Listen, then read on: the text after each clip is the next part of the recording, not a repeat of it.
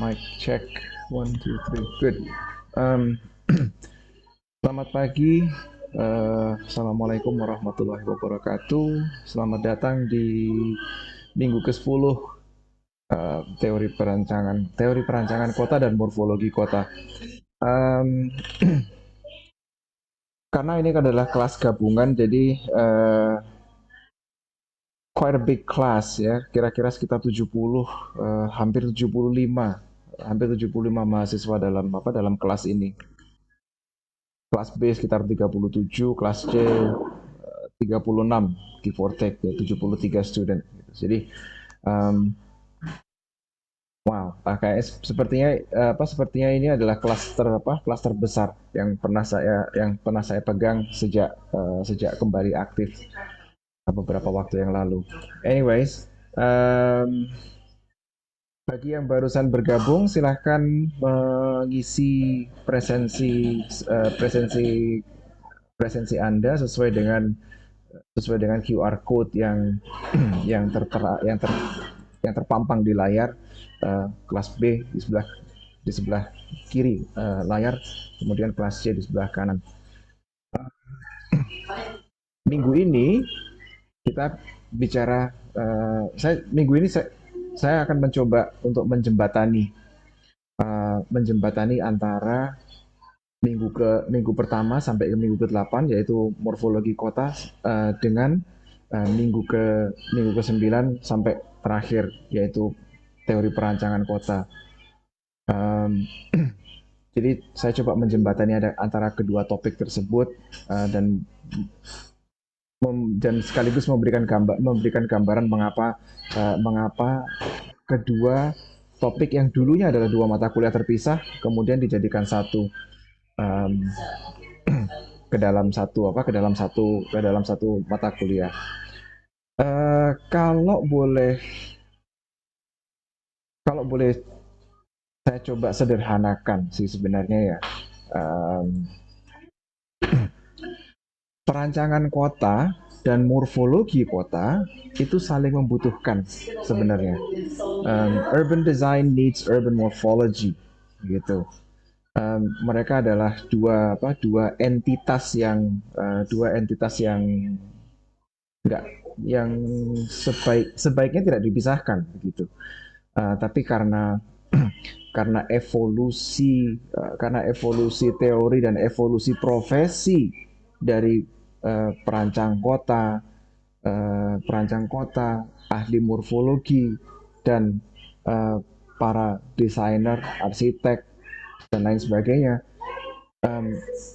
mereka kemudian seolah-olah morfologi kota dan perancangan kota itu seringkali disegregasikan, dipisahkan begitu. Padahal saya lebih suka memandang morfologi dan perancangan kota itu seperti layaknya sebuah couple gitu ya. Seperti layaknya sebuah pasangan. Mereka saling mengisi, mereka saling menguatkan gitu. Dan over the next few slides, di beberapa slide yang akan datang, kita akan coba mengeksplorasi mengapa atau bagaimana mereka saling menguatkan, gitu.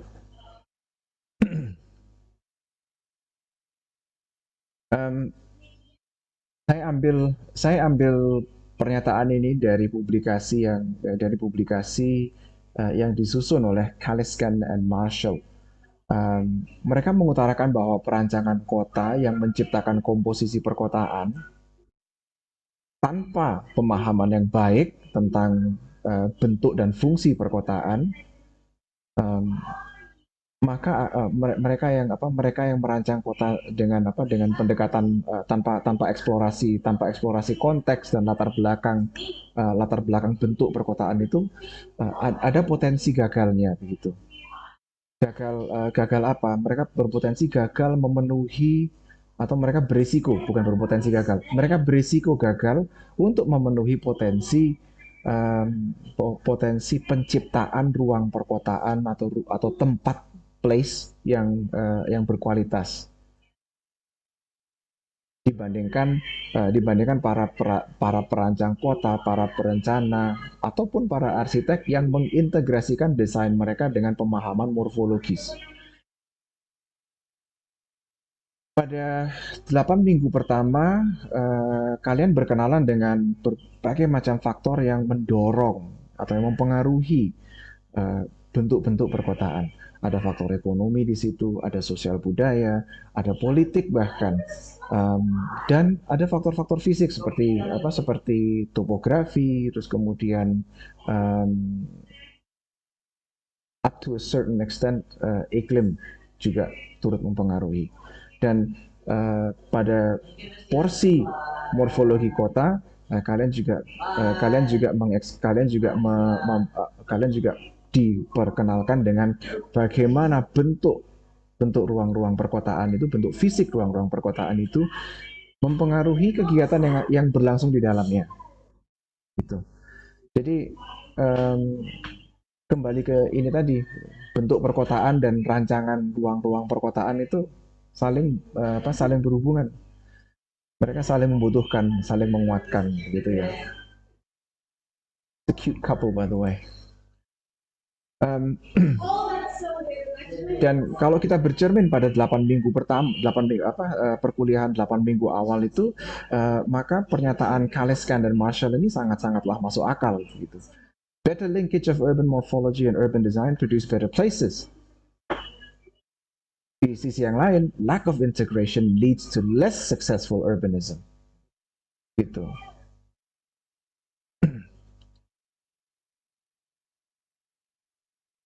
Kalau kita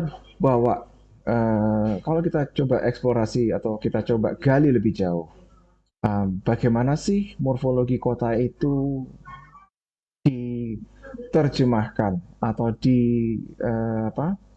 atau diaplikasikan ke dalam perancangan kota. Kalau menurut Scheer, beliau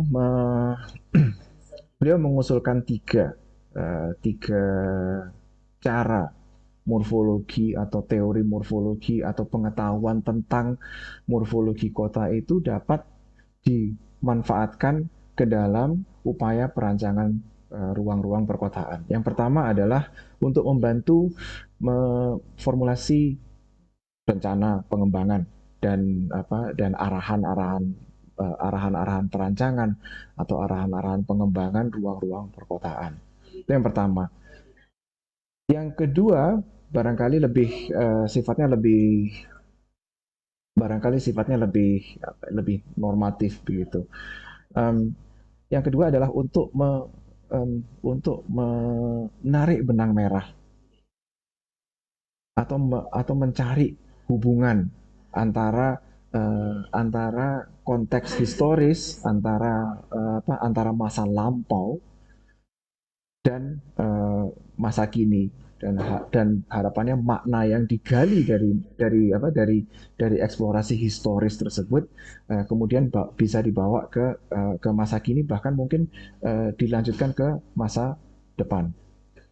To draw cultural lines from the past into a new progressive future. Karena bagaimanapun juga kita merancang ruang perkotaan, kita merencanakan dan merancang ruang-ruang perkotaan itu tidak untuk hari ini, tapi untuk 5 tahun, 10, 50, bahkan 100 tahun yang akan datang. Lalu yang ketiga adalah pemahaman terhadap morfologi kota atau urban morphology itu berguna sekali untuk mengidentifikasi permasalahan atau isu-isu yang berhubungan dengan perancangan kawasan atau perancangan ruang-ruang perkotaan. Ini isu-isu yang kritikal, to identify critical urban design issues. Jadi perancangan kota itu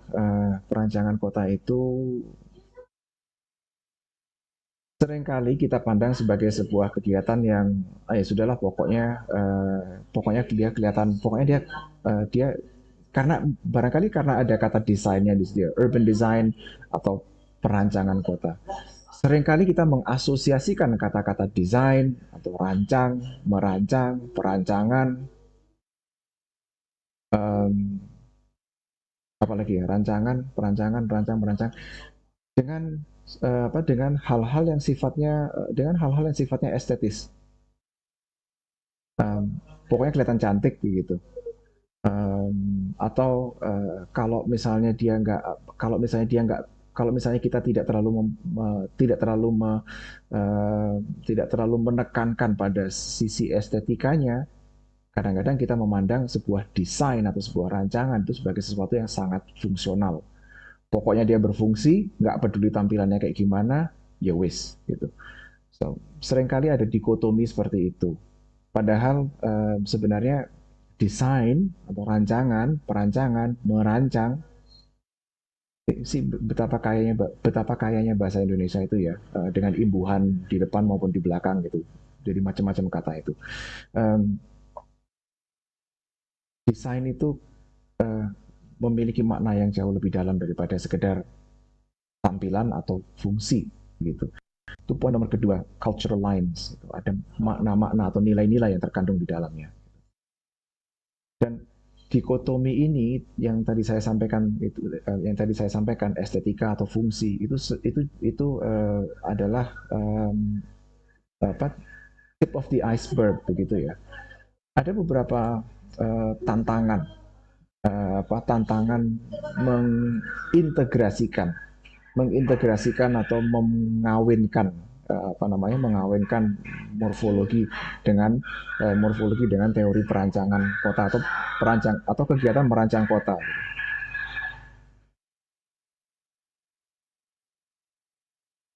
Sorry, interupsi.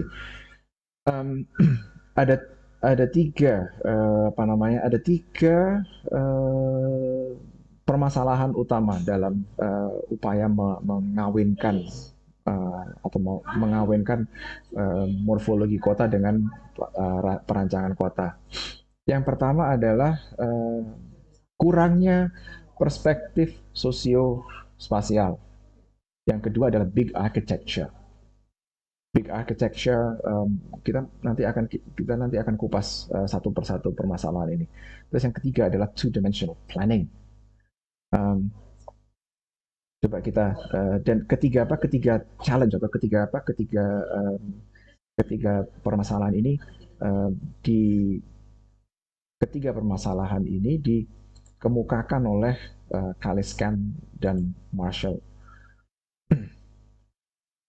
Yang pertama, banyak sekali pemerhati lingkungan perkotaan yang mengkritik rancangan sebuah kota karena tidak mencerminkan karena hasil rancangannya itu tidak mencerminkan upaya untuk menghubungkan penciptaan material keruangan fisik atau merancang ruang dan bentuk-bentuk perkotaan dengan memperhatikan proses sosial yang mendasar, proses-proses sosial yang melandasi atau yang membentuk ruang tersebut di luar alasan pasar, di luar alasan pasar. Jadi ruang-ruang perkotaan yang terbentuk, terutama ruang-ruang perkotaan kontemporer yang terbentuk, atau ruang-ruang perkotaan yang yang dihasilkan dari upaya revitalisasi misalnya. Seringkali upaya revitalisasi itu pokoknya dia kasih aja cat yang baru, kasih aja fasad yang baru, bentuknya dipertahankan sedemikian rupa, ada beberapa elemen yang dirubah, tapi dia tidak memperhatikan mengapa ruang kota itu atau bentuk kawasan tersebut itu seperti itu dan apa sih yang membuat dia seperti itu. If that makes any sense. Um, jadi ada disconnect dan ini adalah ilustrasi yang tadi saya sampaikan bahwa desain itu either A or B gitu ya. Kalau nggak memperhatikan tampilan, ya dia memperhatikan fungsi saja, tanpa memperhatikan konteks yang melingkupinya gitu. Kalau kita lihat kawasan historis, misalnya kawasan historis perkotaan, cagar budaya gitu, yang tampak adalah bangunan fisiknya gitu. Tapi sebenarnya yang kita preservasi itu apa sih? Yang kita preservasi itu bangunannya atau nilai sejarahnya sebenarnya. Yang kita preservasi kan nilai sejarahnya. Um, yang dimaksud dengan lack of social spatial perspective itu seperti itu. Yang kita esensinya adalah kita itu mempertahankan nilai historis sebuah kawasan, nilai historis sebuah bangunan. Kalau kita bicara soal satu persil aja, udah nilai historis sebuah bangunan, rumah um, Cokro Aminoto misalnya. Is it the house that is important gitu? Apakah rumahnya, bangunannya yang penting atau nilai historisnya yang penting?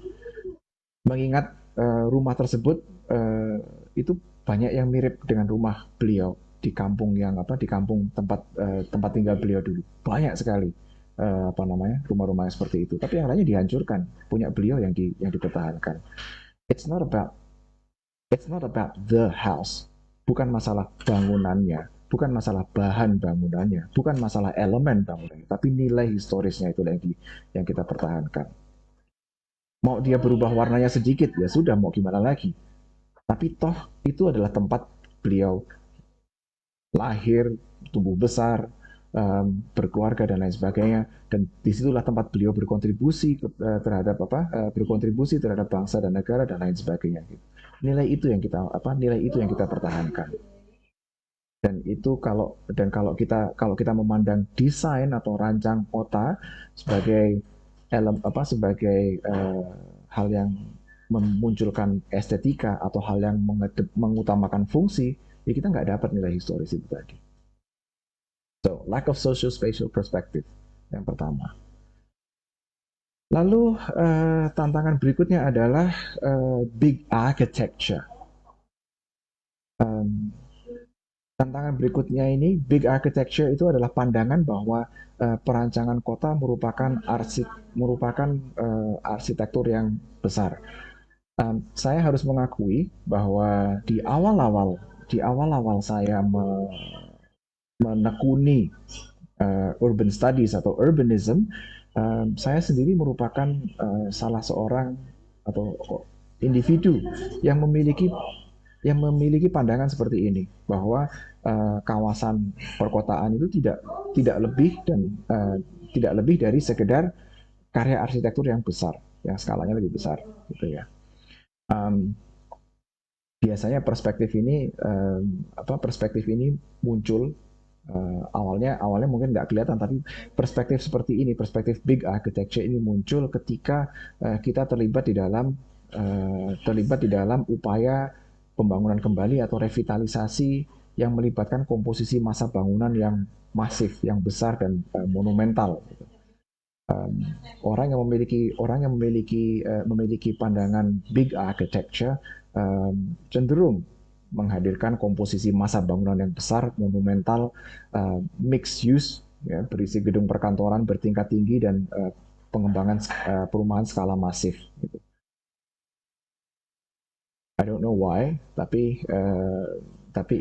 itulah adanya, gitu ya.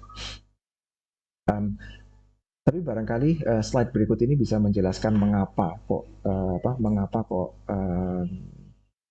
perspektif big architecture seperti yang saya anut dulu, dan bahkan mungkin sampai sekarang saya masih ada kecenderungan untuk mengambil jalur big architecture ini, gitu ya.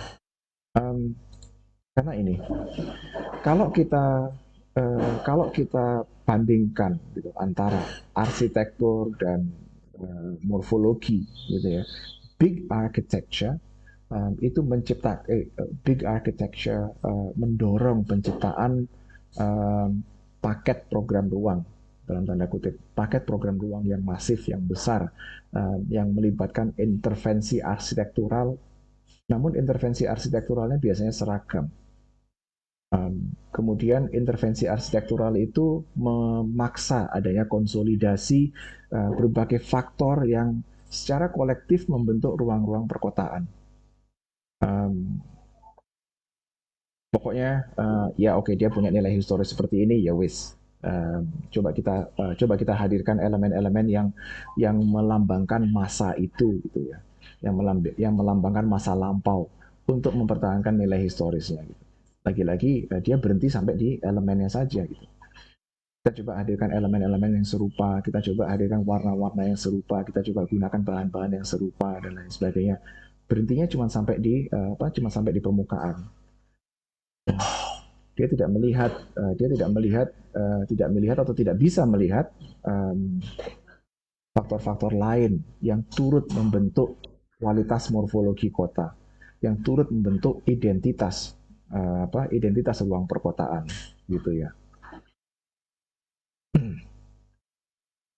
Arsitektur atau para arsitek cenderung cenderung memandang kota atau kawasan perkotaan sebagai kawasan yang sebagai arsitektur yang besar, large.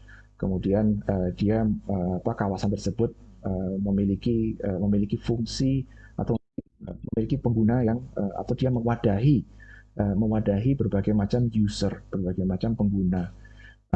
Dan mereka para arsitek itu sadar bahwa kawasan perkotaan itu adalah sesuatu yang kompleks. Gitu. Tapi mereka tidak bisa somehow seringkali mereka tidak bisa menggali lebih dalam daripada sekedar oh ya dia kompleks, banyak faktor yang mempengaruhi kenapa dia seperti ini, tapi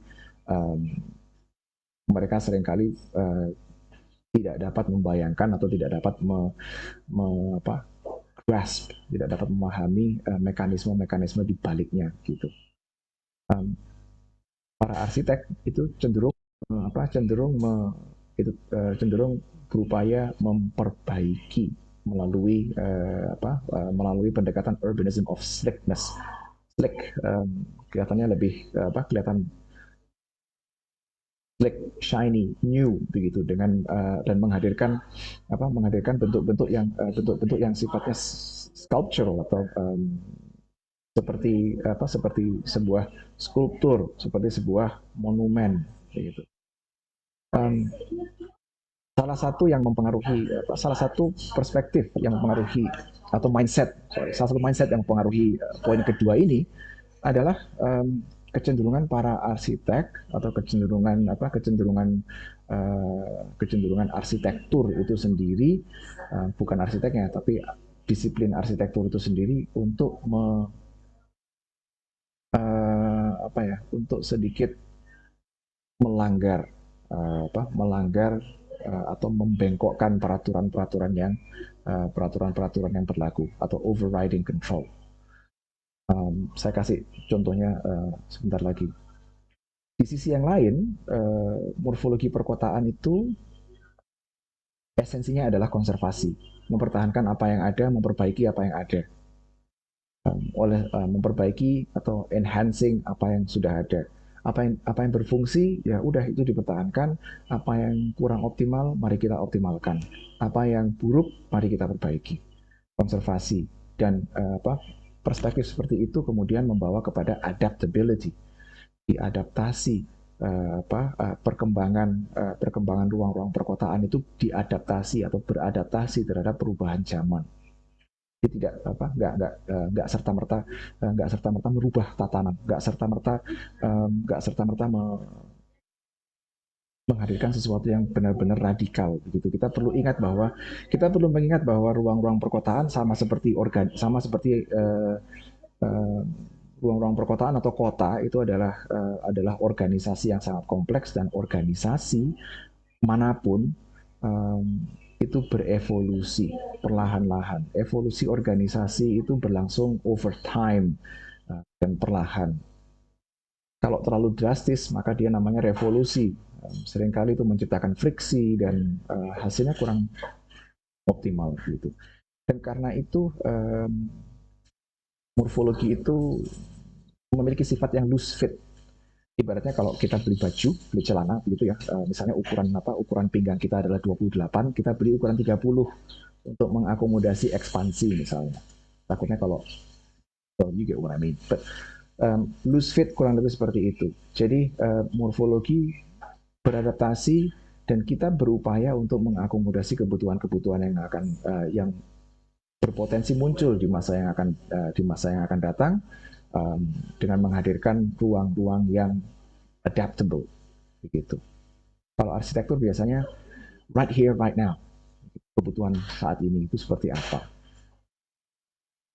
Saya kasih contoh yang overriding control, dan ini adalah masalah yang masalah yang sangat besar dalam atau masalah yang sangat krusial yang dihadapi oleh pandangan big architecture itu tadi.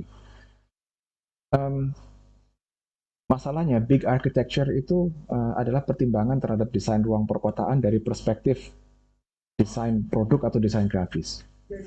Jadi memandang pandangan bahwa kota itu adalah karya arsitektur yang memiliki skala yang besar, itu kan pandangan yang sangat product oriented begitu.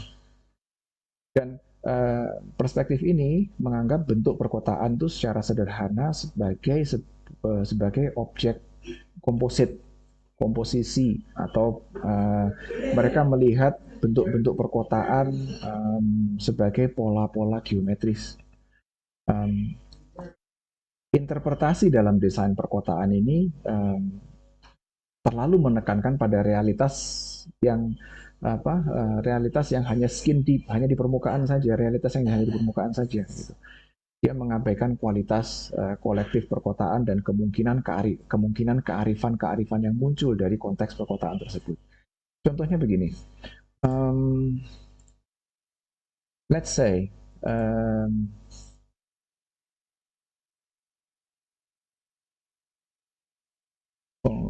can I annotate this?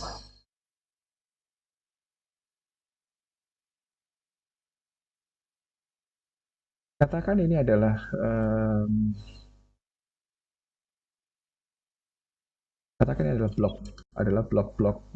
blok-blok perkotaan atau blok yang mengelilingi sebuah koridor seperti ini. Seorang arsitek seperti saya itu kami punya kecenderungan untuk melakukan sesuatu yang barangkali agak berbeda atau agak radikal dengan bentuk ruangan seperti ini, gitu. Misalnya, kami akan melihat pola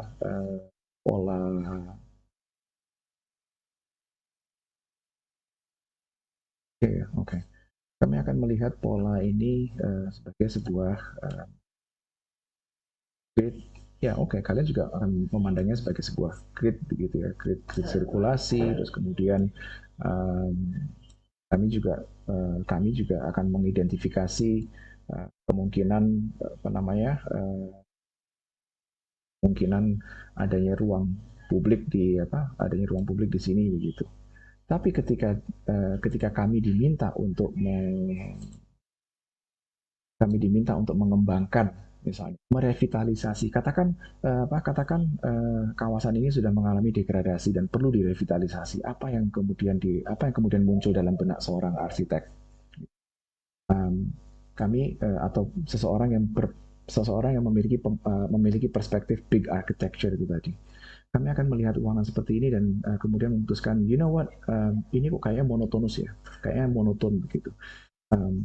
Tidak ada salahnya kita berupaya menghadirkan grid-grid yang baru gitu, atau bahkan kita bisa bermain dengan kita mungkin bisa bermain dengan masa bangunan ini gitu, dengan merotasinya sedemikian rupa sehingga dia atau mungkin untuk mengkomunikasikan ruang publik yang ada di sini dengan ruang-ruang di seberangnya atau ruang-ruang di sampingnya agar lebih mudah diakses secara visual gitu ya.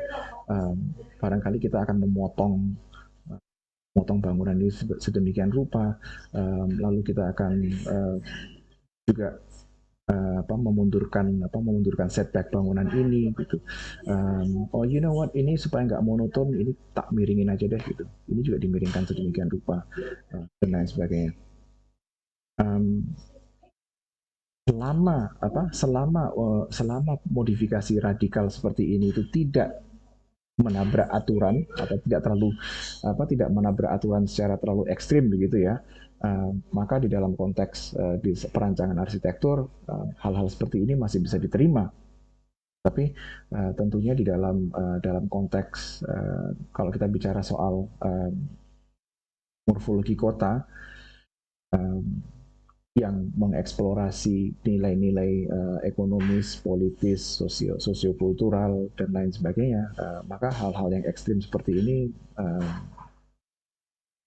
dia hanya dia nanti hasilnya akan dia nanti barangkali dia hasilnya akan terlihat cakep gitu, akan terlihat cantik saat dipandang gitu. Tapi ketika digunakan, ketika dimanfaatkan, maka pendekatan radikal seperti ini barangkali tidak akan it's not gonna go that well gitu.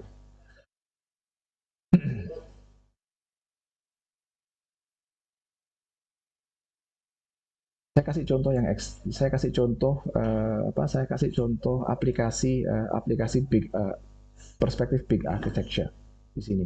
Oops.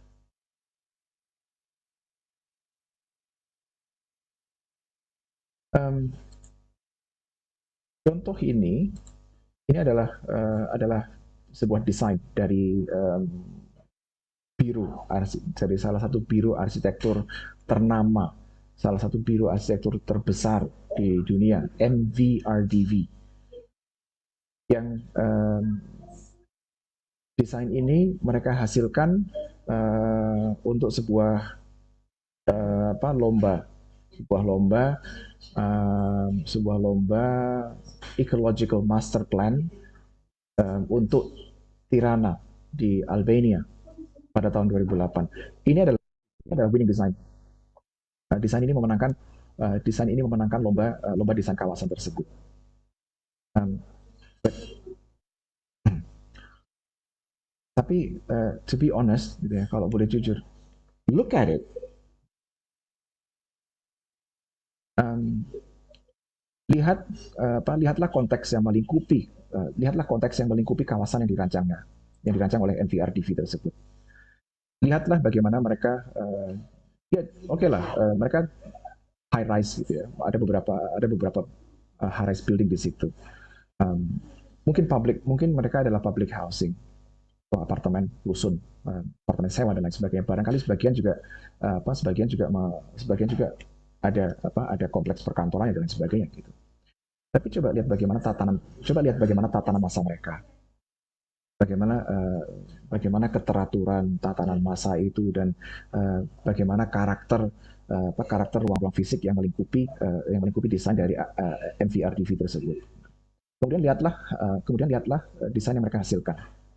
I'm sorry, ini seolah-olah ini tampilannya seperti seolah-olah salah satu anak dari atau anak-anaknya pegawai MVRDV main Jenga, terus kemudian Jenga itu jatuh prol, terus mereka melihat tumpuan balok-balok kayu itu yang jatuh di lantai, and somebody said that's a fantastic idea, let's do that gitu.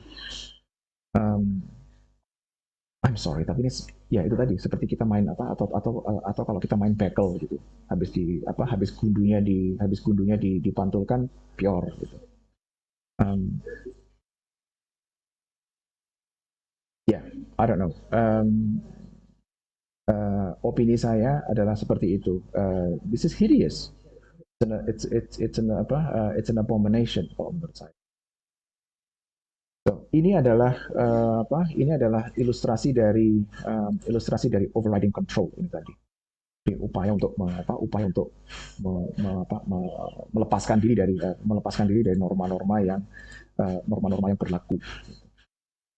Ya oke lah kalau kita gali lebih jauh misalnya, karena ini adalah hasil dari lomba ecological master plan, barangkali mereka akan menambahkan beberapa item atau beberapa unsur yang ecologically friendly, yang eco-friendly gitu ya. Tapi kalau boleh jujur, dari bentuknya sepertinya dia dia keluar dari konteks yang dia keluar dari konteks yang ada gitu.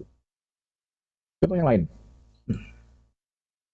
ini adalah desain kota Lingang, Lingang New City di Shanghai, yang dibuat, yang desain yang disusun oleh um, salah satu perusahaan yang cukup besar, yang cukup ternama dalam dunia dalam dunia arsitektur, GMP, Von Gerkan Mach and Partner, GMP. Desain ini diluncurkan pada tahun 2002 gitu. Ya, kita nggak bisa melihat bagaimana sih sebenarnya konteks apa yang melingkupi kota Lingang New City ini harus menghancurkan menghancurkan permukiman yang sudah ada sebelum sebelum membangun kota yang baru dengan tatanan yang seperti ini gitu ya. Namun satu hal yang bisa saya katakan soal permukiman di Cina sama seperti permukiman-permukiman tipikal di permukiman-permukiman tradisional tipikal di Asia, Asia Timur, Asia Tenggara. um, Mereka kebanyakan tinggal di kalau di kota ya, mereka tinggal di perkampungan yang padat, kampung. Terus kemudian kampung itu dimodifikasi sedemikian rupa, dibikin dibikin ditata secara kaku seperti ini, mengikuti pola radial konsentris dikawinkan dengan grid, I don't wanna know, gitu. Dan hasilnya adalah well, it looks like something out of SimCity or Minecraft or something gitu. Tapi begini, uh, diskusi soal pendekatan big architecture dan big architecture versus morfologi versus urban planning itu sudah berlangsung sangat lama sejak disiplin-disiplin ilmu disiplin-disiplin ilmu yang menggeluti lingkungan binaan itu mulai terpecah dan fokus ke disiplinnya masing-masing. Dari sejak tidak lama bahkan. Tapi ada beberapa upaya untuk menjembatani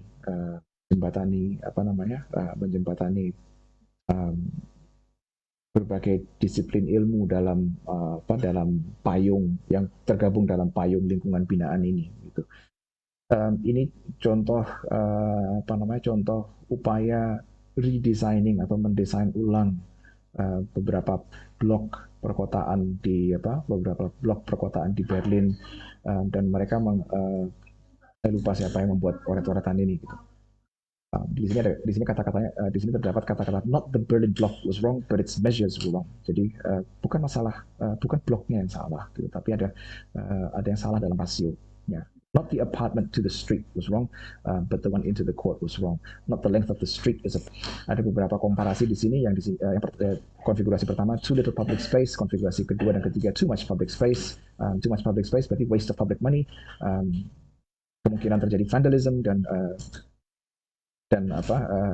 bisa juga menimbulkan kejenuhan gitu, boredom, dan muncullah konfigurasi lain yang menyeimbangkan rasio antara ruang publik dan blok-blok yang terbangun gitu. Public space with windows facing the streets. Kemudian ini adalah ada balance of public space and gardens gitu. Minimum public cost, maximum social cohesion. Jadi dengan konfigurasi sedemikian rupa, public cost di sini adalah barangkali intangible cost yang harus ditanggung oleh para penghuni kota tersebut untuk menghadirkan ruang publik. Kalau ruang publiknya terlalu besar tapi terlalu sedikit yang memanfaatkan, yaitu public cost-nya berarti kan besar. Tapi kalau dia ukuran ruang publiknya dan konfigurasi ruang publiknya itu sesuai dengan kebutuhan masyarakat saat ini dan kira-kira beberapa puluh tahun ke depan, maka public cost yang ditanggung oleh penduduk kota tersebut tidak terlalu besar dan ruang-ruang publiknya juga memiliki skala yang cukup nyaman untuk mendorong terjadinya kohesi sosial.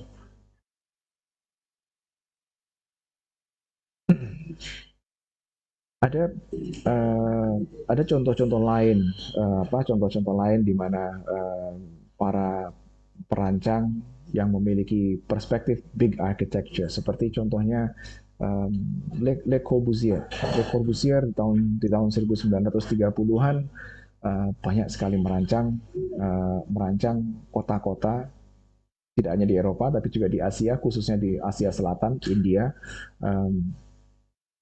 menurut pandangan ideal beliau, begitu. Jadi kota-kota yang beliau rancang itu adalah kota-kota yang merupakan superimposisi dari gagasan mengenai kota ideal versinya, begitu. Big open squares, big open spaces, begitu. Padahal dengan vegetasi yang sangat-sangat minim. Padahal India, beberapa kota di beberapa point di India itu pada saat musim panas, outdoor space-nya menjadi unbearable karena iklimnya yang panas, gitu. Masalah ketiga adalah two-dimensional planning. Kurangnya bentuk dan kualitas ruang dalam rencana pembangunan, terus kemudian pandangan terhadap tata guna lahan atau pendekatan terhadap tata guna lahan yang sifatnya dua dimensi, itu adalah paradigma dalam perencanaan yang masih menjadi salah satu masalah utama bagi banyak sistem perencanaan kontemporer. Coba kalian lihat zoning plan dan baca zoning text-nya. Di zoning text mungkin warna ungu tua, warna ungu muda, warna ungu tua mengindikasikan intensitas pemanfaatan ruangnya. Jadi perbedaan rona warna itu mengindikasikan perbedaan intensitas pemanfaatan ruangnya. However, at the end of the day, dokumen rencana zonasi tersebut adalah sebuah peta dua dimensional yang isinya adalah yang berisi macam-macam warna, begitu. Seperti ini. Ya, this is not a zoning plan, gitu ya. Ini hanya apa? Ini hanyalah ilustrasi two dimensional planning. Gitu. Nah,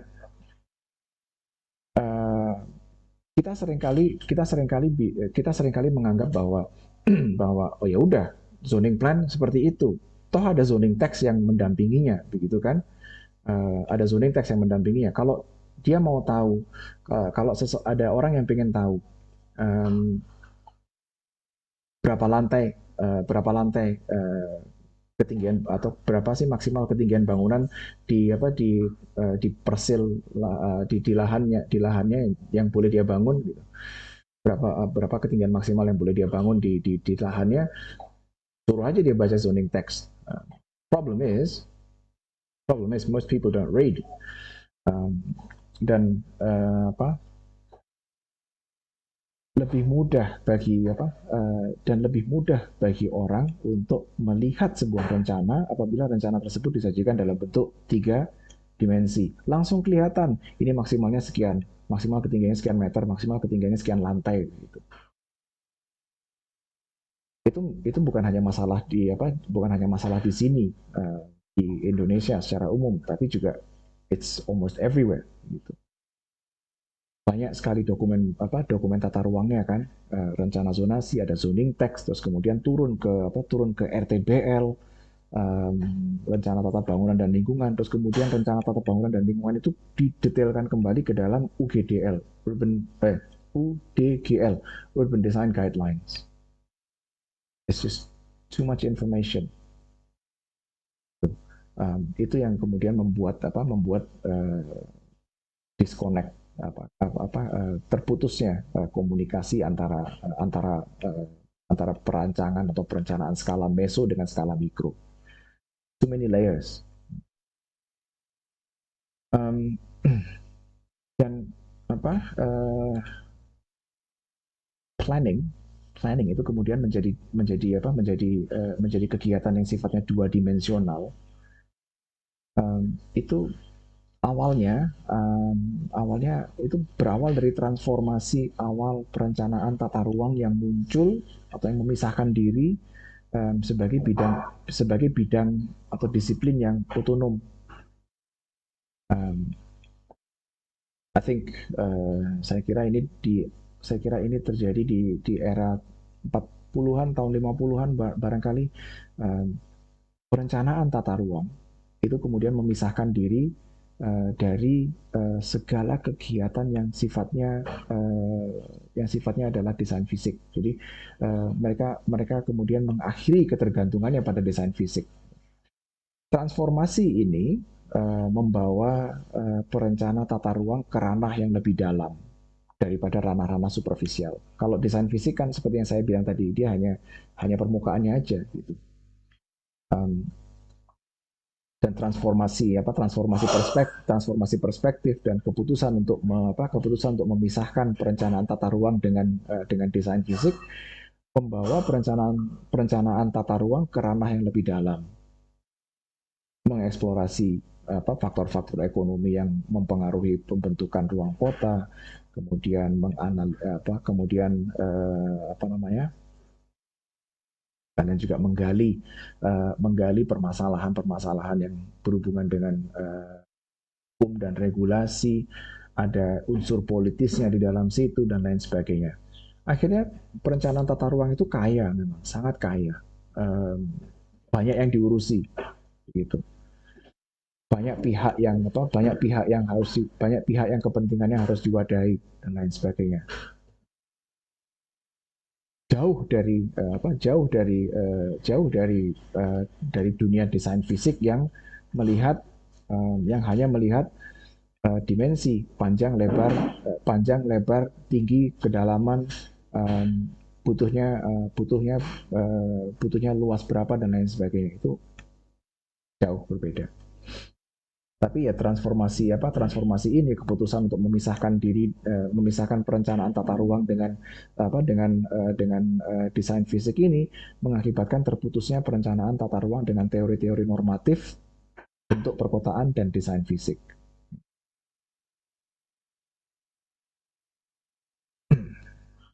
Dan ini yang kemudian membuat para perencana cenderung berpikir secara dua dimensi.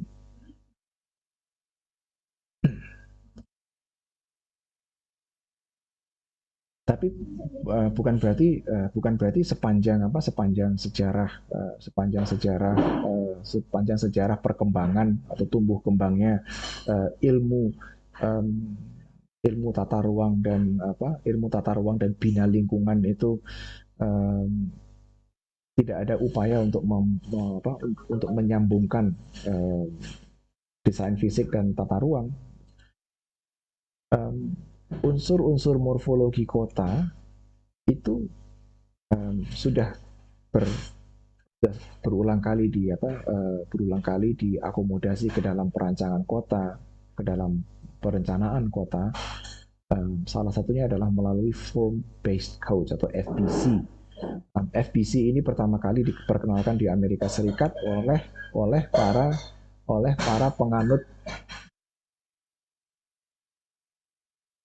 para penganut New Urbanism. Dan FBC ini memperkenalkan sebuah metode perancangan ruang perkotaan berdasarkan analisis bentuk perkotaan yang ada dan bentuk kota yang diinginkan ditambah dengan kebutuhan atau keinginan ruang publik dan beberapa elemen arsitektur yang ingin dihadirkan begitu. Tapi Again, walaupun analisis dari bentuk perkotaan itu dilakukan, seringkali analisis yang dilakukan itu tidak analisis yang dilakukan itu kurang dalam atau kurang tajam. Gitu. FBC atau form based code itu banyak yang mengkritik. Tapi dari sekian banyak kritik yang disampaikan dan yang diluncurkan terhadap FBC, kritik-kritik tersebut bisa digolongkan ke dalam dua kategori yang umum gitu.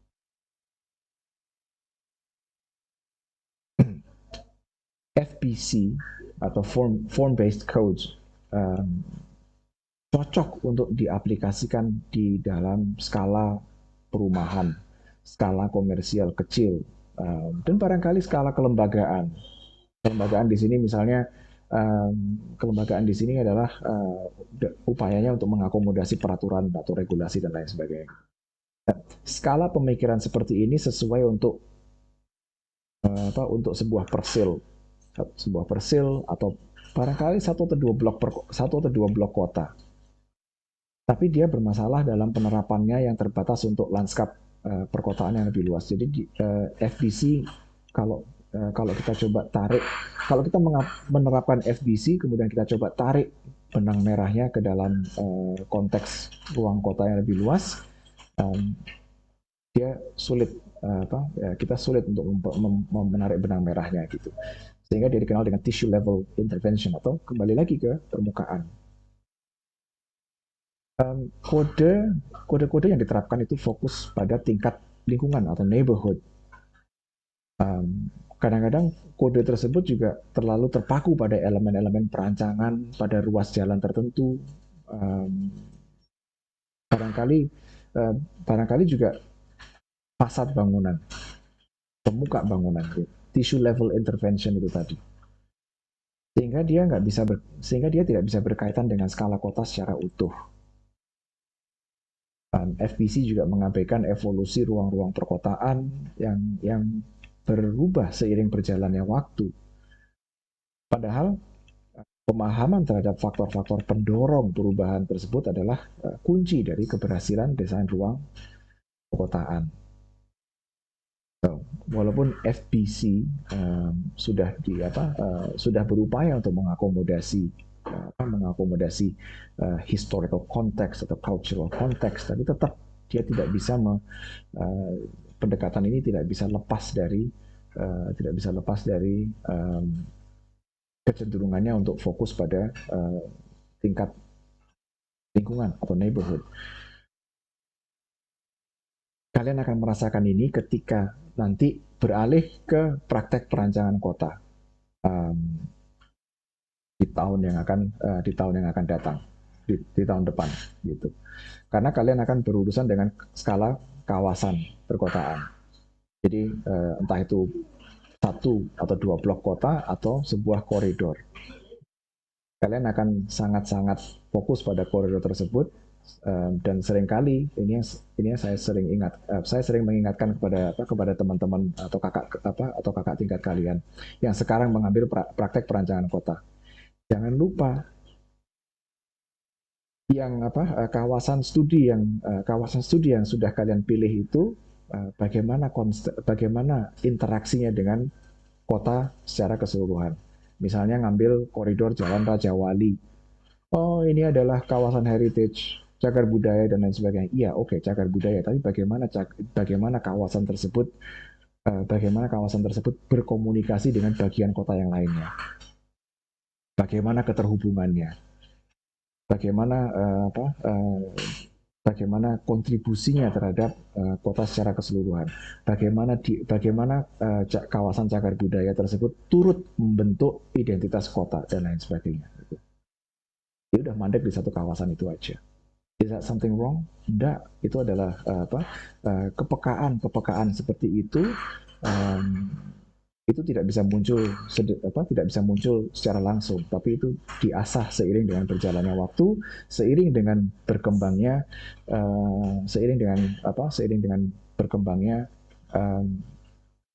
perspektif-perspektif kalian, sepanjang perjalanan akademis kalian di Departemen PWK dan seterusnya.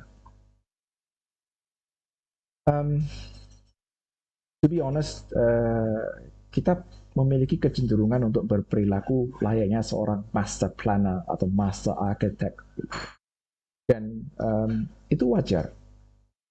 Itu wajar, mengingat kita selalu bercermin pada latar belakang pendidikan kita. Kita selalu bercermin pada pengalaman pribadi kita. Kita selalu bercermin kepada nilai-nilai yang kita anut.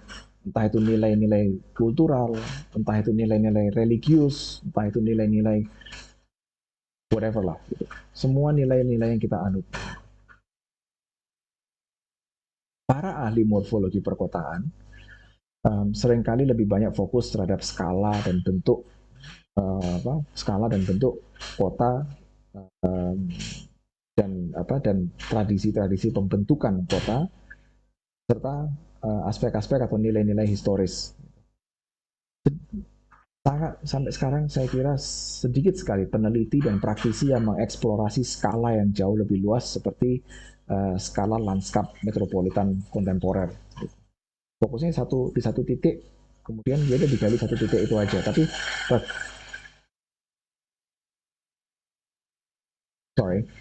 bagaimana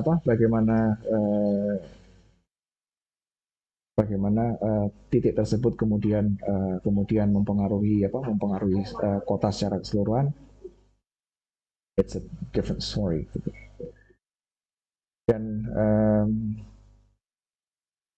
diskusi yang saya sampaikan pada pertemuan ini sesungguhnya merupakan sebuah pengingat. Saya ingin mengingatkan kalian, dan saya juga ingin mengingatkan pada diri saya sendiri gitu, bahwa bidang ilmu yang kita geluti ini, penataan ruang dan lingkungan binaan, adalah bidang yang sifatnya sangat-sangat multidisipliner, dan seringkali bidang yang kita geluti ini menuntut kita untuk keluar dari zona nyaman kita dan belajar dari disiplin-disiplin ilmu saudara-saudara terdekat kita, ya para insinyur sipil, para arsitek dan karya-karya arsitektur mereka, dan bidang-bidang lingkungan binaan lainnya. So,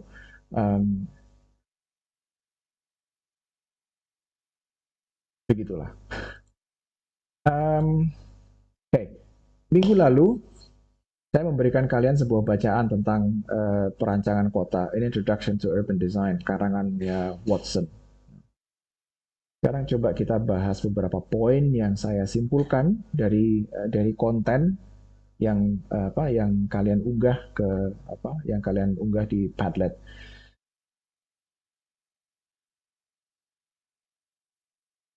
So,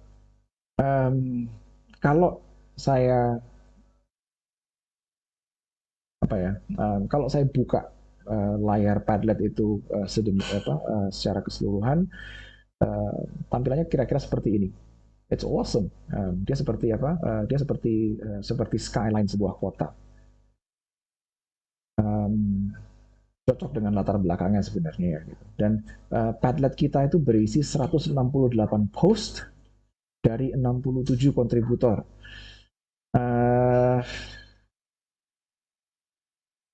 Kelas kita itu ada 70 sekian peserta. So I wonder what happened to the few people who did not contribute. Anyways, Watson memandang perancangan kota sebagai kegiatan penataan lingkungan fisik yang memperhatikan kenyamanan penggunanya sekaligus memastikan ruang yang dirancang tersebut berfungsi sebagaimana mestinya. Sebagian besar kontributor, sebagian besar dari kalian memiliki perspektif yang sama dengan Watson, dan saya nggak kaget kalau kalian mengambil posisi yang seperti itu. Saya sangat mengapresiasi upaya rekan-rekan sekalian menyampaikan aspirasinya menggunakan narasi pribadi, jadi nggak cuma sekedar kopas dari tetangganya gitu. So thank you very much for that. Terima kasih sebesar-besarnya karena telah berbagi isi kepala kalian dengan saya. Saya ambil beberapa sampel gitu ya, sampel post yang untuk melihat itu. Jadi ada beberapa yang dari awal, ada beberapa saya ambil di tengah, ada beberapa saya ambil di apa, saya baca yang di ujung paling belakang gitu. Ada beberapa ide mengenai pendekatan perancangan kota yang kalian ajukan yang menurut saya sangat menarik gitu. Ada beberapa di antara kalian yang menyampaikan teori perancangan kota yang akan kita gali pada beberapa minggu ke depan seperti gagasan-gagasan dari Kevin Lynch, terus kemudian his name was just in the tip of my tongue. No, I forgot. That guy. No, I'm not going to Google it. But anyways, ada gagasan mengenai kota apung, ada gagasan mengenai integrasi aspek kebencanaan dalam perancangan kota. Ada yang menyampaikan atau berusaha menyampaikan makna fungsionalitas dalam perancangan kota, gitu. Dan lain sebagainya. Saya beri kesempatan kepada rekan-rekan sekalian kalau ada yang ingin berbagi mengenai apa yang disampaikan di Padletnya. Kalau ingin dibagi di sini, apa sih perancangan kota itu menurutmu? Terus kemudian adakah pendekatan atau teori alternatif yang kalian temukan? Waktu dan tempat saya persilahkan. Sebelum saya mulai memetik random names begitu.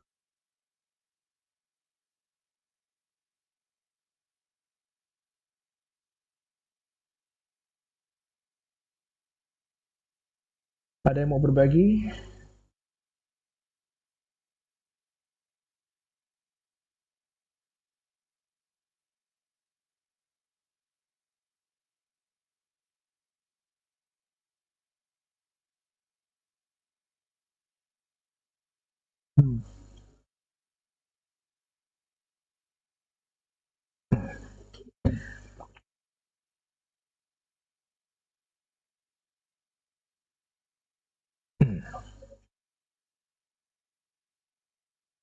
Oke, saya ingin dengar dari Mbak Yasmin Nabila, Iya, yang Pak. Mbak di Padlet menyampaikan soal citizen design. Iya. Um, Bagaimana kira-kira citizen design itu bisa karena saya bukan ahli dalam citizen design. Mbak Yasmin yang posting soal citizen design, jadi saya mengasumsikan kalau Anda lebih tahu daripada saya soal citizen design tersebut.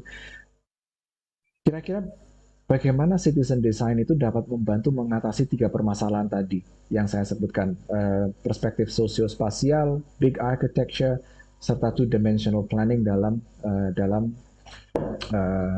perancangan kota. Ya, baik. Berdasarkan setelah saya baca, citizen design ini, jadi urban design-nya menggunakan seperti tools gitu, Pak, untuk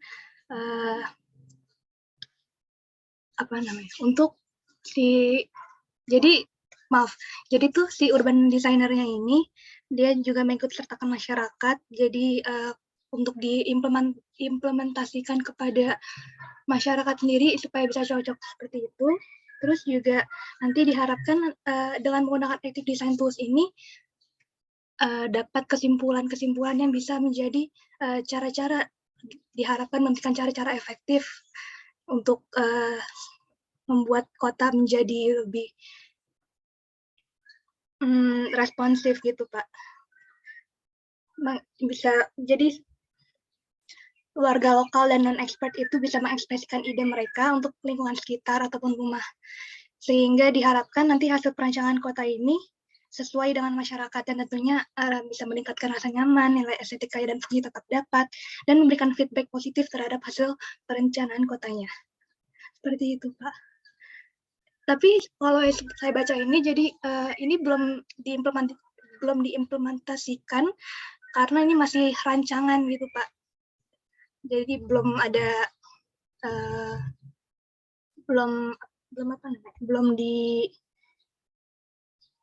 belum diimplementasikan, baru seperti rencananya wacananya seperti ini, ingin membuat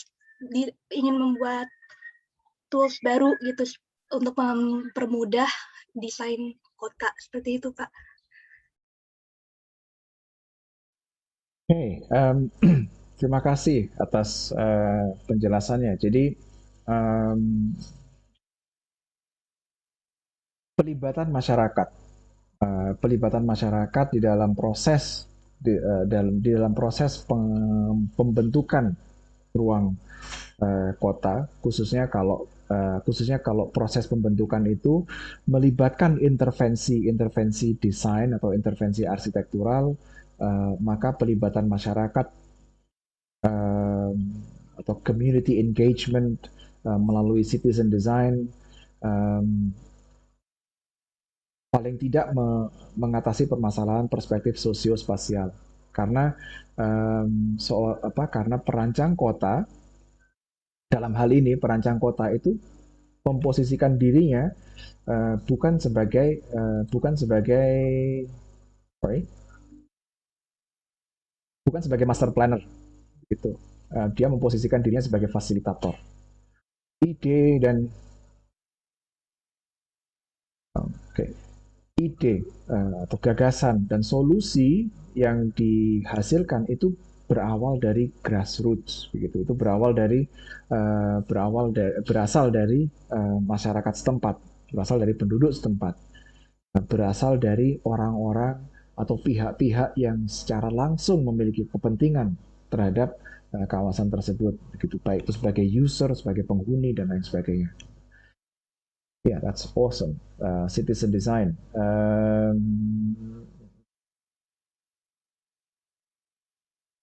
Kalian sekarang ada di semester berapa?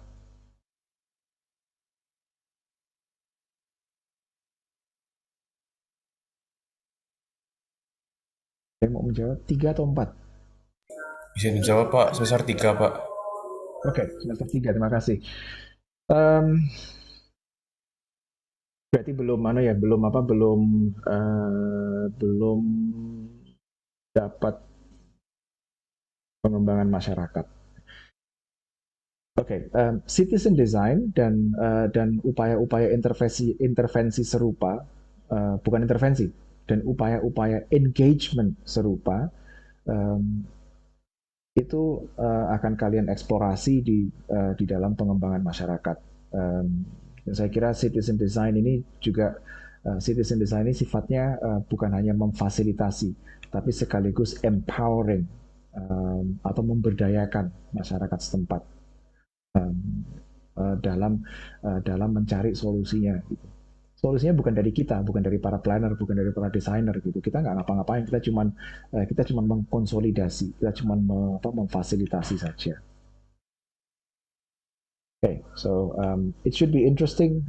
Semoga citizen design ini juga bisa kita gali lebih jauh di Pengmas nantinya gitu. Oke, okay,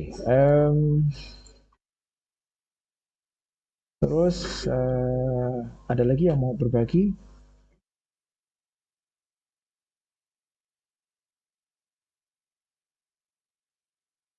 Hmm.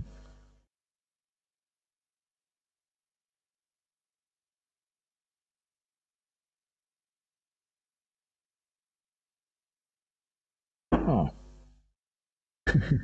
langsung cabut.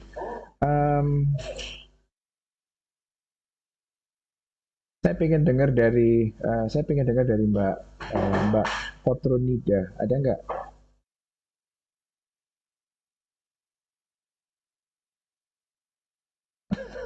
Langsung kabur.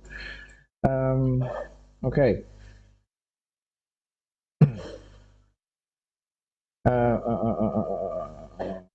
Siapa lagi yang ada di daftar sini ya?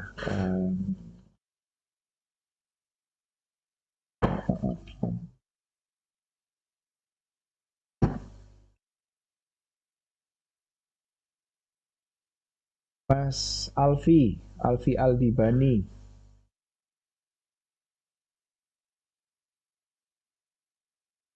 Hadirkah?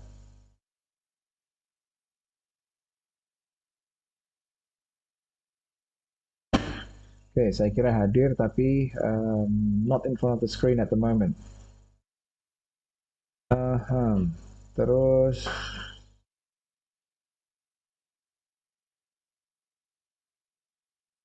Mbak Dania. Halo? Dania ya Pak? Yap. Oh iya Pak. Tapi mohon di sini lagi azan Pak. Berisik ya Pak? Enggak, adanya nggak masuk kok. Enggak, saya cuma pengen tanya, menurut Mbak Dania, mengapa aspek kebencanaan itu penting dalam perancangan kota, khususnya di Indonesia? Iya Pak. Jadi izin menjawab. Mohon maaf.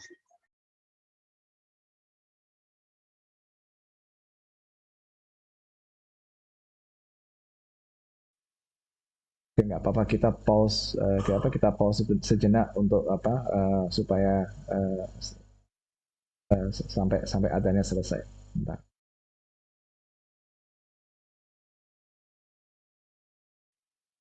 Okay, when you're ready. Pertanyaan saya tadi, menurut Mbak Dania, mengapa aspek kebencanaan penting dalam perancangan kota, khususnya di Indonesia? Oh iya Pak, izin menjawab. Jadi kenapa saya mengangkat hal ini? Karena saya juga berpikir tadi hal tentang Indonesia. Di mana Indonesia itu kan kita itu banyak bencana karena kita dilewati oleh jalur pegunungan gitu Pak. Jadi aspek kebencanaan itu sebetulnya suatu hal yang paling penting. Apalagi kalau misalnya kita tahu di negara Jepang itu sebetulnya hal itu jadi suatu yang paling diperhatikan gitu bagi negara Jepang. Bagaimana mereka menanggapi suatu perencanaan sebuah kota gitu. Jadi makanya hal ini juga jadi hal yang penting. Ini jurnal yang saya angkat ini berdasarkan hasil awalnya itu pernah bencana yang ada di tsunami yang ada di Aceh. Jadi akhirnya dari pemerintah Amerika Serikat melalui National Tsunami Hazard Program bersama NOAA, USGS, FEMA, NSF, dan negara bagian Alaska, California, Hawaii, Oregon, dan Washington telah menerbitkan buku Designing for Tsunami.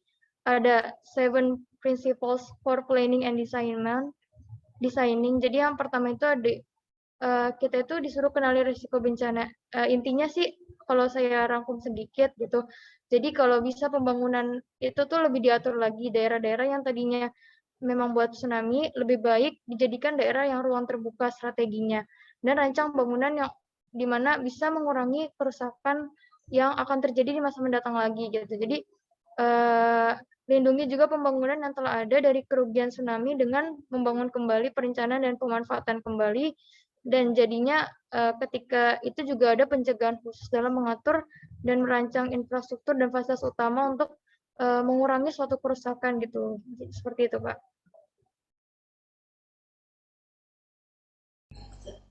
Baik, itu poin yang sangat valid bahwa uh,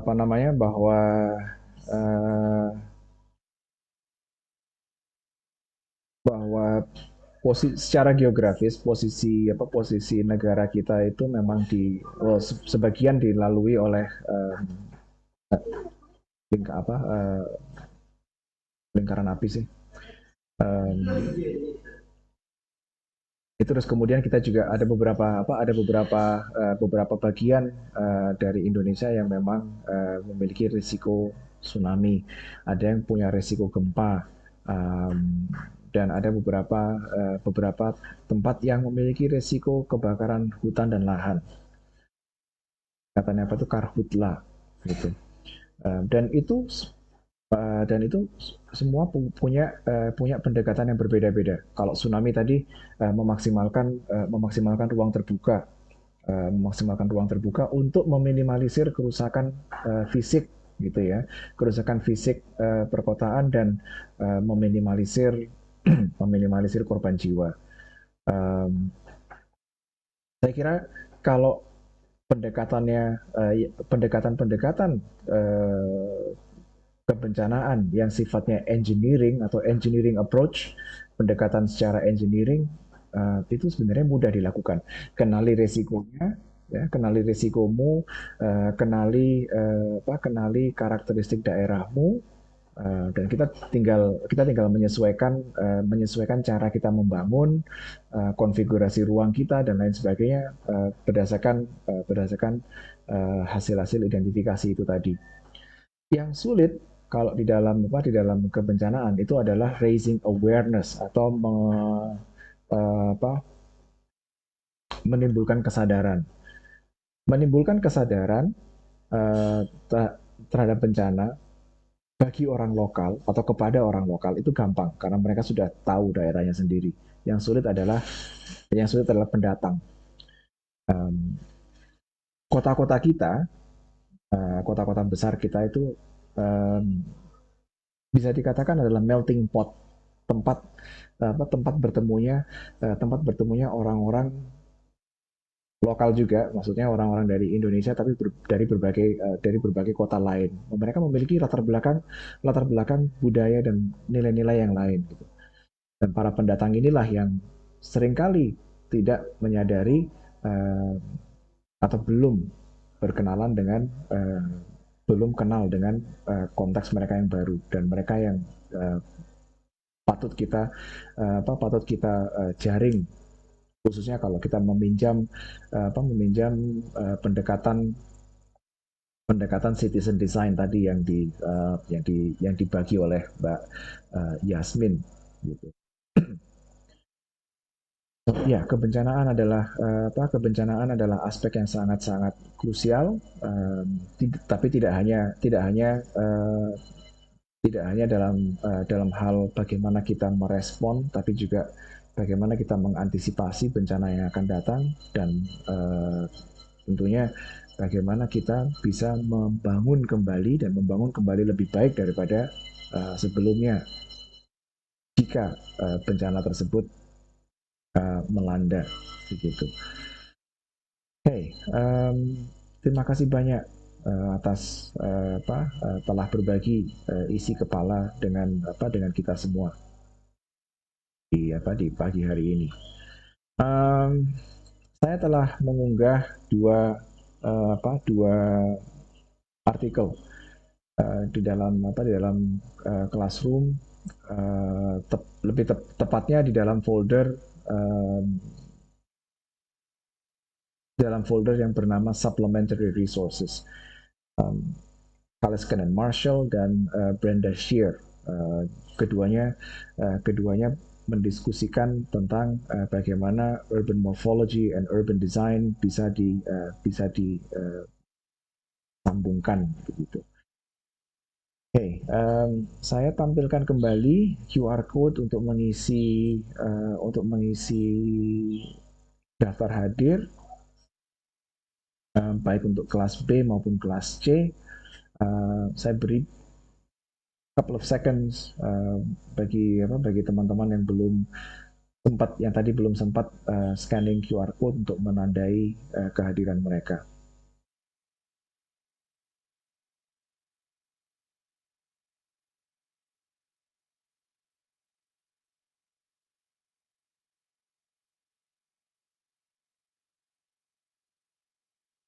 Oke, itu saja dari saya.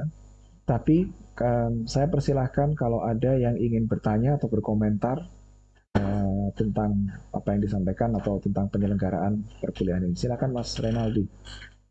Baik Pak, perkenalkan nama saya Renaldi Zuan Felix Sihotan, NRP 1076.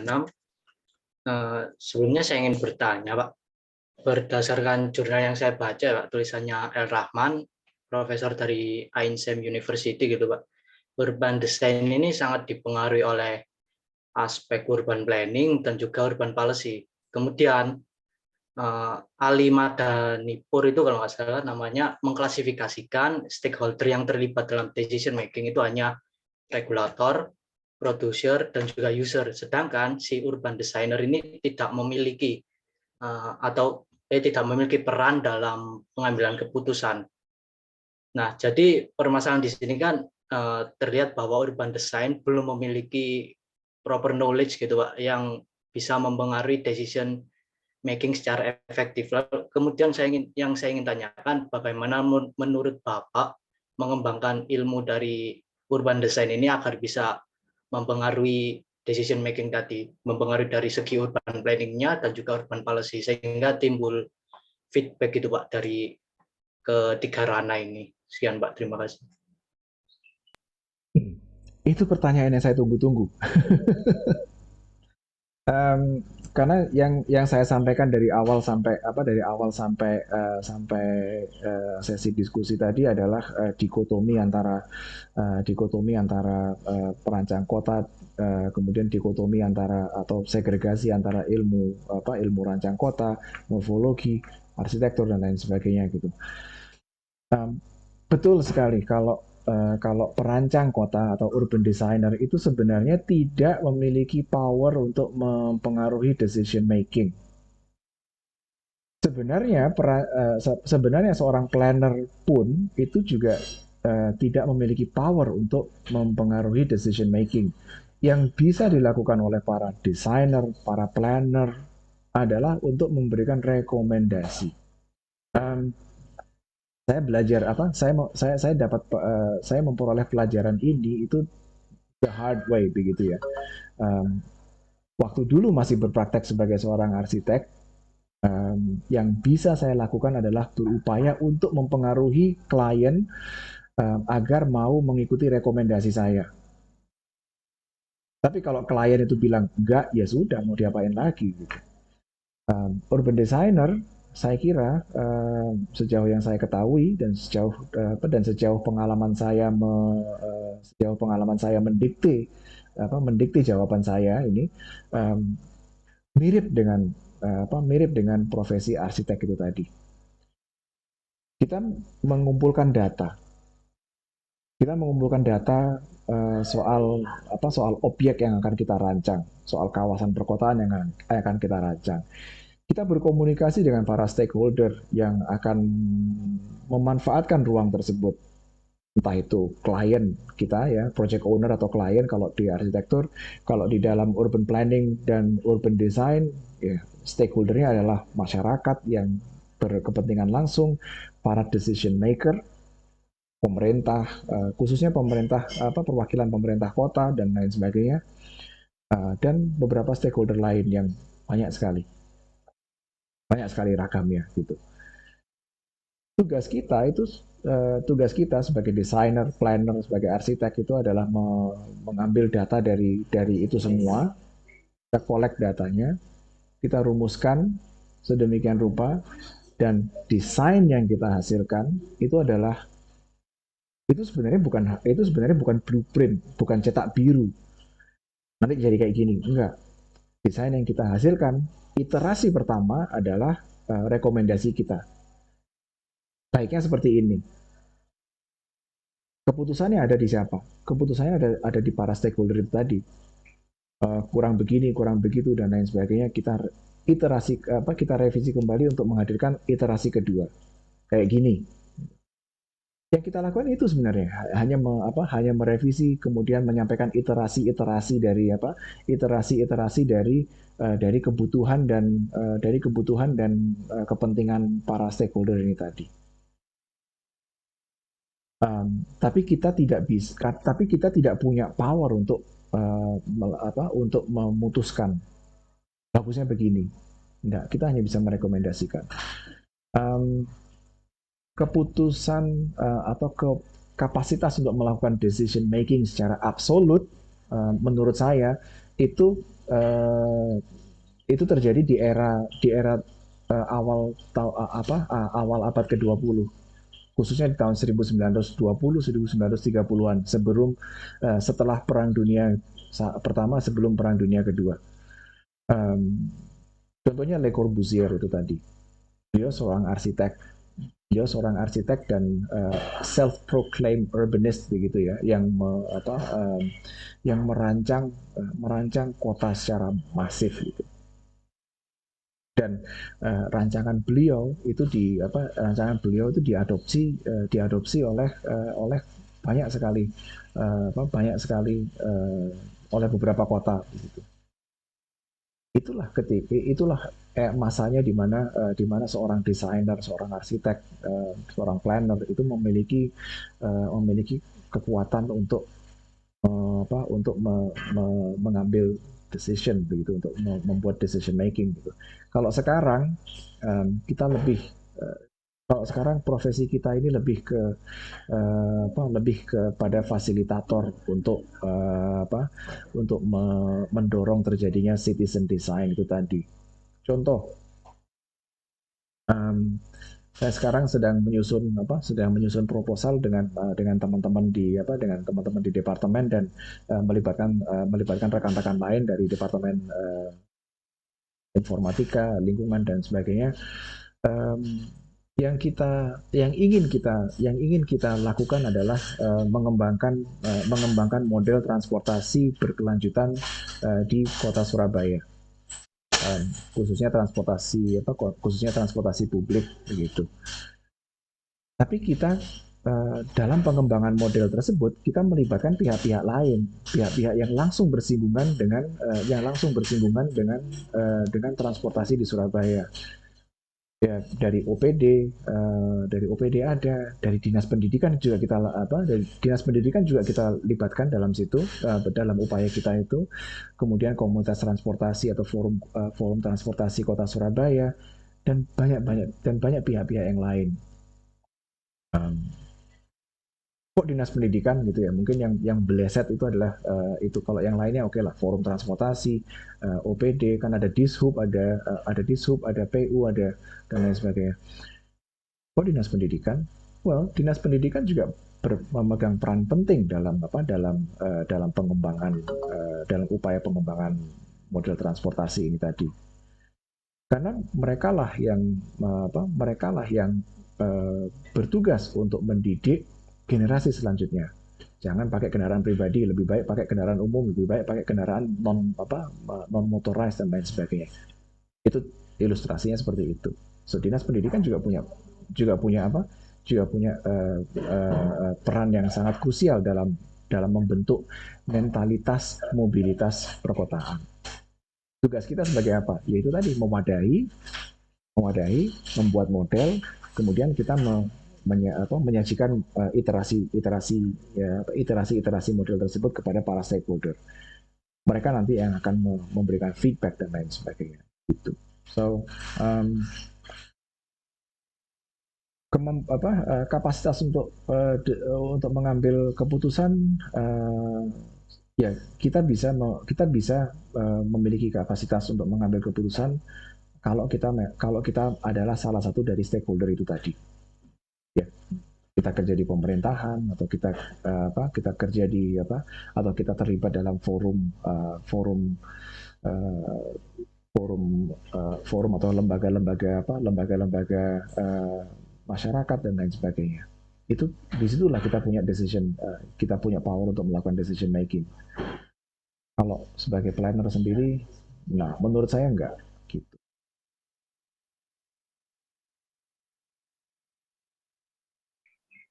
Nah, iya Pak, terima kasih. Jadi simpulkan bahwa planner dan desainer sekarang ini kayak mengalami kemunduran gitu, dari segi kekuasaannya. Kayak sebelumnya dari Le Corbusier tadi bisa mengambil keputusan. Saya nggak akan bilang kalau kita mengalami kemunduran dalam hal kekuasaan ya, karena kalau seperti Le Corbusier itu kan berarti absolute power gitu. And absolute power corrupts absolutely gitu. Kita tidak bisa meletakkan tanggung jawab sebesar itu di atas pundak satu atau dua pihak saja. Kenapa demikian? karena nanti keputusan yang diambil itu hanya dari perspektif orang-orang tertentu saja. Participatory planning, participatory design atau citizen design tadi atau citizen planning gitu ya. Pelibatan stakeholder, pelibatan masyarakat itu sangat diperlukan dalam proses perancangan, dalam proses perencanaan manapun. Karena apa? Yang menggunakan itu bukan cuman kita saja gitu, tapi yang menggunakan ruang kota itu orang banyak. Khususnya para penghuni yang menghuni kawasan tersebut dan para user yang orang-orang yang kebetulan bekerja di kawasan tersebut, yang mencari nafkah di kawasan tersebut, itu adalah stakeholder menurut saya lapis pertama dan yang utama yang perlu diwadahi karena mereka tahu kebutuhannya apa. Kita kan sebagai outsider, gitu. Kita sebagai orang luar yang menyoroti, yang melihat kawasan tersebut dari lensa atau dari kacamata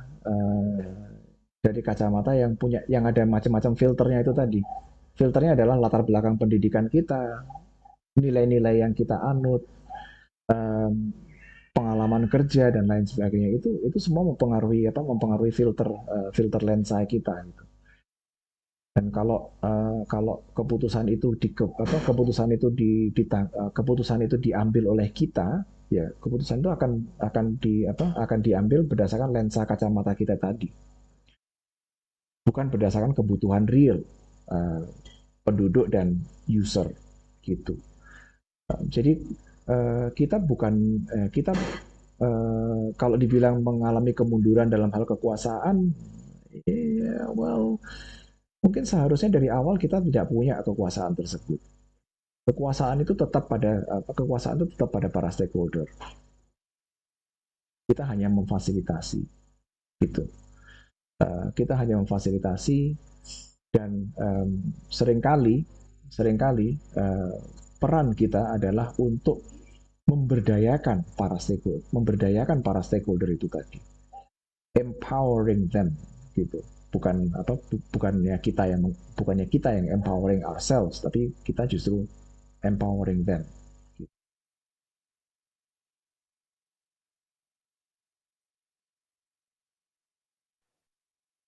Iya Pak, terima kasih atas feedbacknya. Tapi kan sukses atau gagalnya urban design itu tergantung pada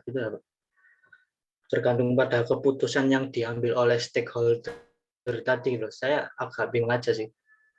Sukses atau gagalnya urban design, tapi kenapa kok si urban designer ini sama sekali tidak terlibat dalam decision making-nya, hanya mempengaruhi gitu aja, atau empowering stakeholder yang lain. Kayak gitu sih Pak. Saya cuma ya nggak habis pikir aja gitu, sukses atau gagalnya proses urban design, tapi tidak dipengaruhi oleh si urban designer itu sendiri, melainkan dari stakeholder lainnya. Kayak gitu Pak. Yes, betul. Itu memang agak aneh dan saya nggak punya jawabannya untuk sementara waktu ini.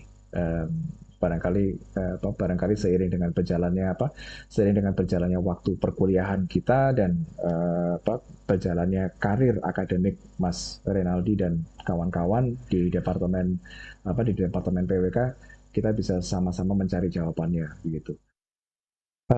Keberhasilan sebuah desain sangat bergantung pada faktor-faktor itu tadi, macam-macam faktornya gitu ya. Kapasitas kita dan kapasitas para stakeholder itu ya hanya it can only be so much gitu. Kita hanya bisa mengakomodasi segini saja gitu. Padahal faktor yang mempengaruhi, yang menentukan keberhasilan sebuah desain itu barangkali banyak banget. Tapi ya kita nggak bisa mengantisipasi semua faktor. Dalam hal merancang rumah saja, mendesain rumah aja, atau mendesain porsi mendesain bagian dari rumah aja, dapur misalnya. Um, ketika ini ilustrasi yang diberikan oleh dosen saya dulu waktu saya kuliah di arsitektur. Um, beliau beliau pengen dosen saya ini merasa kasihan terhadap ibunya yang kalau masak atau menyiapkan bahan masakan itu di lantai, motong dan lain sebagainya, itu motong, mengupas bahan dan lain sebagainya, mengolah bahan itu di lantai, kemudian baru berdiri dan memasaknya di atas kitchen counter gitu. Beliau merasa kasihan, terus kemudian merancang dan membuatkan dapur yang modern, semua diberikan permukaan ya, tabletop begitu untuk membantu preparasi, sehingga preparasinya itu dengan berdiri tinggal berjalan sedikit, udah berjalan sedikit mengolah bahan, kemudian berjalan sedikit, bergeser sedikit, dimasak. Jadi preparation, cleaning, cooking itu semuanya dirancang sedemikian rupa mengikuti segitiga ergonomi pergerakan dan lain sebagainya. Pokoknya perhitungannya sangat-sangat matang gitu ya. Jadilah dapur ibu beliau itu dari dapur abad ke-19, katakan ya kasarannya abad ke-19, jadilah ke dapur abad 21. Apa yang terjadi? Ibunya tetap menyiapkan bahan di lantai. Karena apa? Kebiasaan.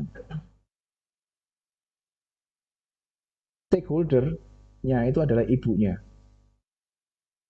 Decision maker itu harusnya ibunya juga kan. Tapi decision making di sini diambil alih oleh anaknya yang seorang arsitek ini tadi. Terus pokoknya menyiapkan bahan masakan di lantai itu buruk, bikinkan desain yang lebih bagus, yang menurut beliau lebih sehat, menurut beliau lebih praktis. Tapi ketika ditabrakkan sama user yang punya kebiasaan yang berbeda itu tadi, desain itu gagal. Itu adalah ilustrasi kecil. Nggak usah ngomong kota, nggak usah ngomong koridor kota, dapur. Jadi yaitu kembali lagi peran kita sebagai fasilitator, peran kita harus berkomunikasi dengan para stakeholder, karena stakeholder ini yang punya kebiasaan, ibunya yang punya kebiasaan masak seperti itu, sudah berpuluh-puluh tahun beliau masak itu seperti itu, lah kok dirubah, ya gak iso gitu kan, it doesn't work that way.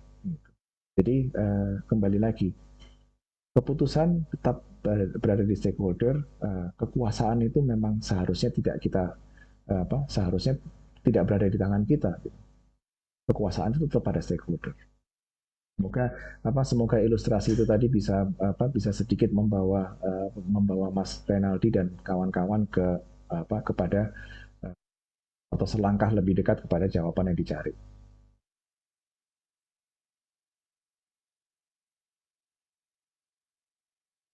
Ada lagi yang ingin berkomentar atau mungkin bertanya?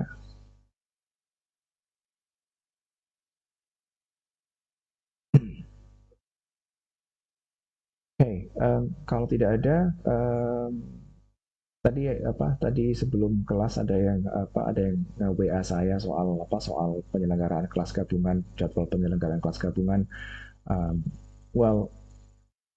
Saya sadar kalau dari 70 sekian peserta, ada respon yang saya peroleh itu sekitar 50 atau 60 responden untuk menentukan jadwal ini. Tapi mayoritas seperti yang saya sampaikan dalam chart di announcement itu, dalam pengumuman, kalau sebagian besar menginginkan hari Senin pukul 10, dan saya kira kuliah sebelum duhur itu masih lebih mudah dilakukan daripada kuliah setelah duhur. Setelah duhur makan siang banyak ngantuknya. Gitu. Saya kira kalau pagi jam 10 masih relatively fresh, kemudian setelah kuliah kita bisa break sebelum melakukan hal-hal yang lain. Gitu. So, terima kasih atas kehadirannya rekan-rekan sekalian di pagi hari ini. Terima kasih sudah berbagi isi kepala dengan saya. Semoga kita juga bisa melakukan diskusi-diskusi serupa yang konstruktif pada pertemuan-pertemuan kita yang akan datang. Sekian dulu dari saya. Selamat pagi, selamat siang. Wassalamualaikum warahmatullahi wabarakatuh.